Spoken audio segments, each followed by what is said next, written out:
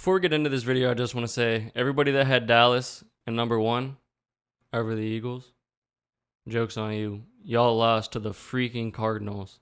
To the Cardinals. Anyways, what's going on, everybody? Welcome to another video. And in this video, I'm going to go over my Week 3 preview between the Philadelphia Eagles and the Tampa Bay Buccaneers. I know it's a little bit late, but it's just the way that things have been working out. I'm going to get this video up for you, and then I'm going to do my post-game video tonight after the game. Let's get into it. Alright, so the first thing that I want to go over is I want to go over the injury report. As I went over earlier in the week, the Eagles had a pretty long injury report. And I said in the video, a lot of the injuries were like limited participants, which meant like they were probably just resting up, just taking precautions over some little injuries. And they were most likely going to play. And I was completely correct, except for two people, which I think we knew weren't going to play. At least one of them weren't going to be able to play. So the two that are out for this game against the Buccaneers is Quez Watkins with his hamstring injury and Boston Scott with a concussion. Now, when Boston Scott got the concussion, you kind of figured he probably wasn't going to be out. These injuries to these two players aren't like huge blows to our offense, but it would be nice to have these players. We haven't gotten really our third wide receiver involved that much in this game. That's why I say it's not that much of a big deal. So we'll get to see what Zacchaeus can do in that slot position or the third wide receiver position. But it would be nice to have Boston Scott around to throw into that mix between Swift, Gainwell, Penny, and Scott. But it is what it is. We're just going to have to play the game how it is. Anyways, the other people, I'm just going to read through the list of the people that were full participants, but they still were on the injury report. So we have Reed Blankenship, James Bradbury, Fletcher Cox, Zach Cunningham, Jordan Davis, Terrell Edmonds, Kenneth Gainwell, Devontae Smith, Jack Stahl, and Josh Sweat. So we're going to be having all those people into the game tonight, which is a very, very good thing. Earlier in the week, I was a little bit scared for how long the list was, but I figured they were all precautionary. So let's get into the Tampa Bay Buccaneers injuries real quick. I'm not going to really go too in-depth over this. Got Carlton Davis, questionable. Linebacker Dennis, he is out. Kalijah Cansey, out on that defensive line, so that is a help to us. Ryan Neal, I believe he is playing. Vita Vea, however you say it, he is questionable. Cody Mauch, questionable. Devin White, questionable. Levante David's playing, and Mike Evans is playing. Now, I heard about the Devontae White injury. It is like a groin injury, so that could be slowing him down. These people that are questionable on the Buccaneers, like, it could help us out. They could be having a little bit of lingering injuries during the game. Could help us out. It might not help us out. We don't know until we play the game, but we'll just got to see whenever the game's going on. All right, so that's enough for the injuries. I want to go over my thoughts for the game. So the first thing I want to start out with is I want to start out with the offense. I believe that Jalen Hurts got to get it going. This offense got to get it going. You got to get this pass game going. It doesn't have to be a huge game. You don't have to have 400 yards passing or 350 yards passing. You just have to get the offense going. This offensive coordinator, Brian Johnson, he's got to get this offense going. Jalen Hurts got to get this offense going. A.J. Brown needs to be involved. Dallas Goedert needs to be involved. Everything needs to start clicking on this offense, and I believe that it will.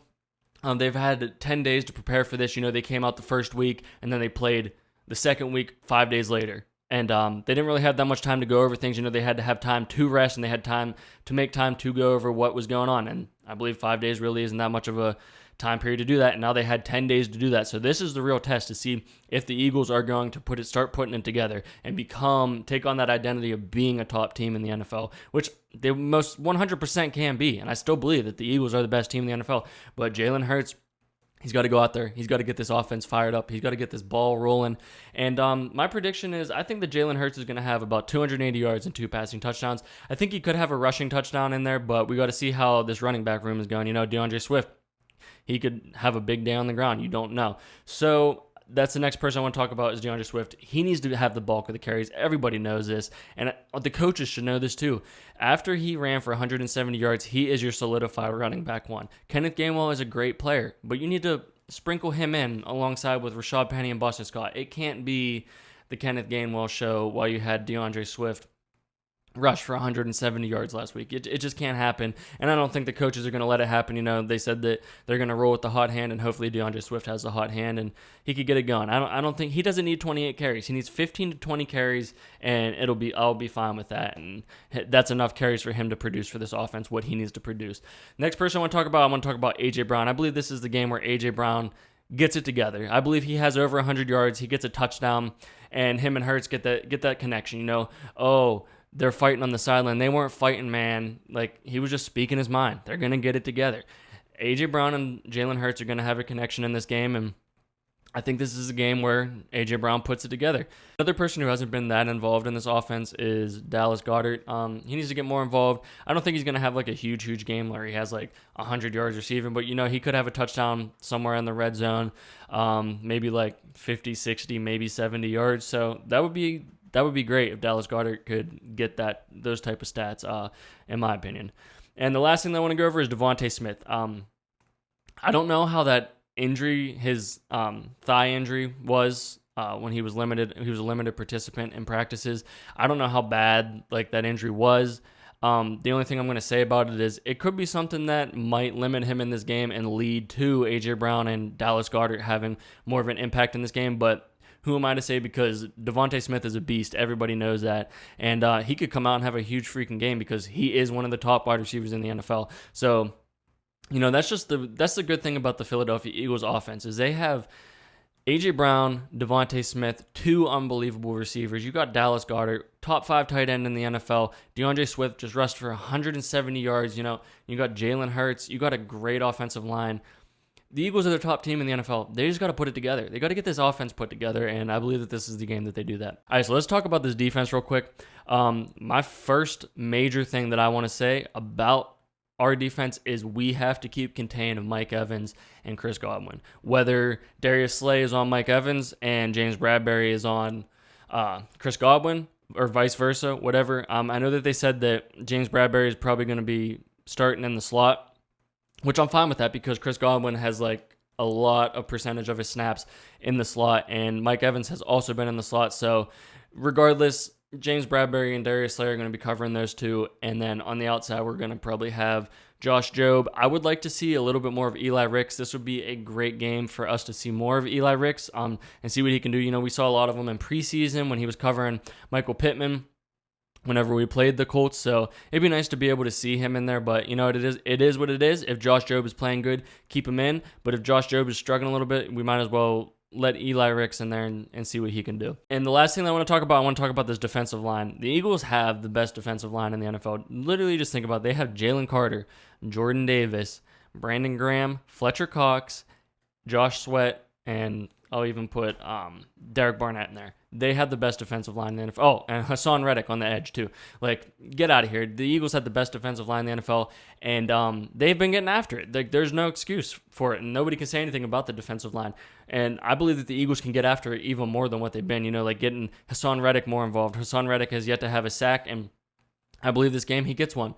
And I believe that Jalen Carter has a big game. You know, this Buccaneers offensive line isn't the greatest. So this defensive line has just got to get up into Baker Mayfield's face, and they got to put pressure on him, cause him to throw the ball early, cause turnovers, strip sack. I'm going to be nice to see Josh Sweat get some more strip sacks or just get pressure on his face so that he might be able to throw an interception or just throw bad passes and get 3 and outs and just get this defense. This defensive line needs to get this defense off the field.